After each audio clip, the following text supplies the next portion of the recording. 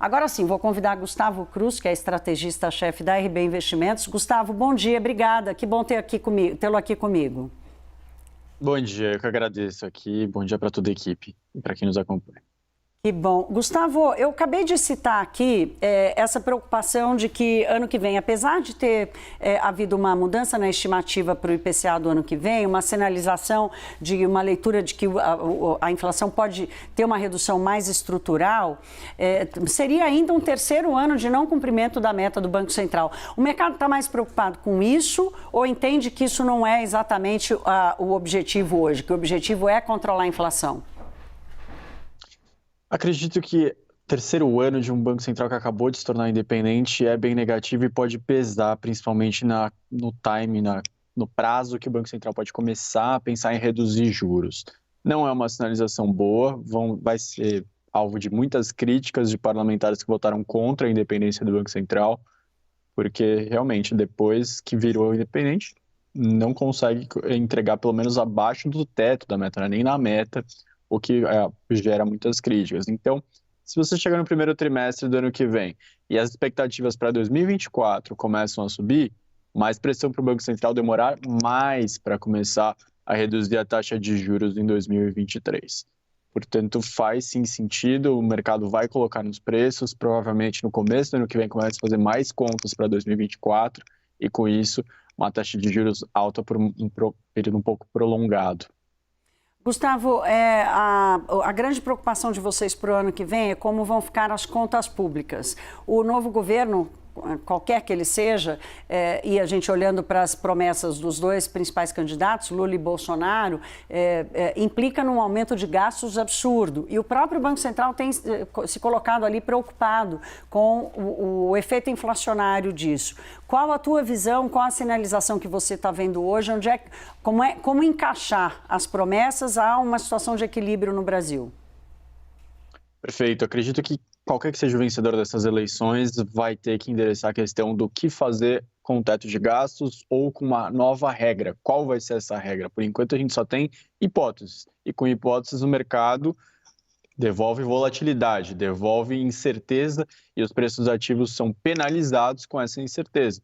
A situação fiscal do Brasil, antes da pandemia, ela tinha um problema de fluxo, a gente gastava muito mais do que arrecadava. E depois da pandemia, a gente tem um problema de estoque também. A gente tem um nível de endividamento muito alto agora.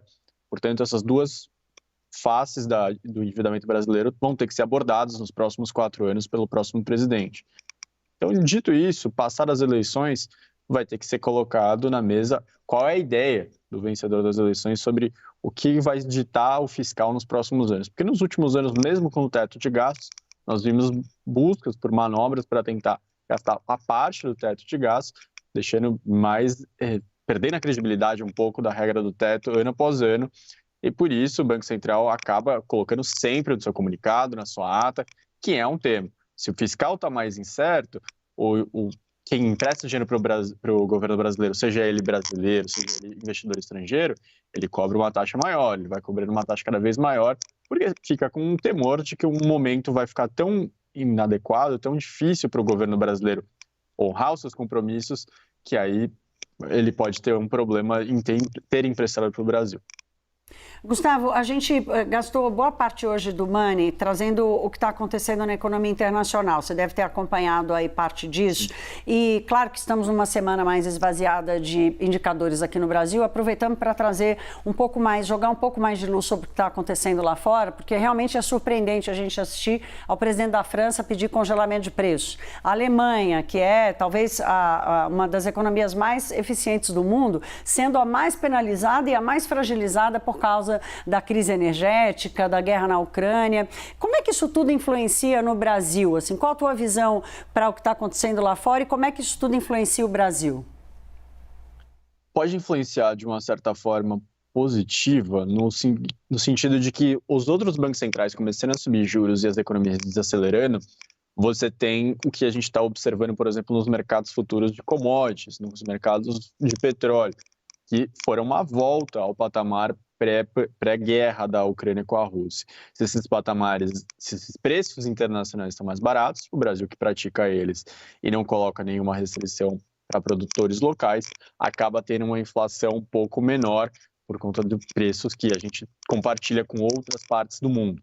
E é justamente isso. Você teve em janeiro, fevereiro, antes da guerra eclodir, uma projeção de inflação no Boletim Focus parecida com o que a gente tem hoje.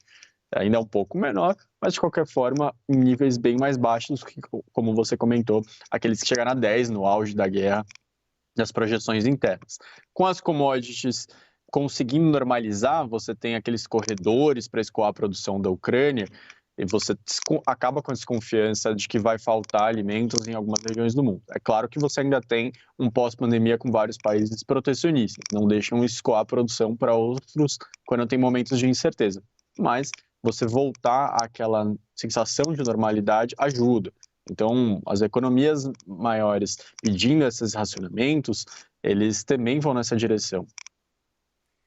Obrigada. Conversamos com o Gustavo Cruz, estrategista-chefe da RB Investimentos. Obrigada pela companhia tão cedo, meu caro. Boa terça-feira para você. Eu que agradeço. Boa terça para todos e bom resto de semana para todos.